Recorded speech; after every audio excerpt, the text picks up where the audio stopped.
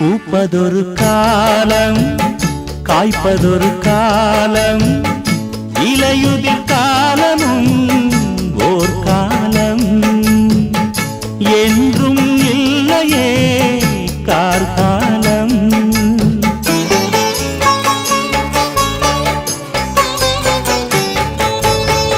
காலம் ஒரு ஓலை கொண்டு வரும் நாளை மடப்பது காலத்தும் ராஜாங்கம். மீறிட யாருக்கு அதிகாரம்? மெய்யிலா உடல் ஒன்றையே இங்கு மெய்யெழுகிறோம். காணலை ஒரு கங்கையாய் தினம் நாம் காண்கிறோம். பட்டினத்தாரவர் போலே மனம் வேண்டும் இனிமேலே. பூங்குருவி பாடடி சுவரா.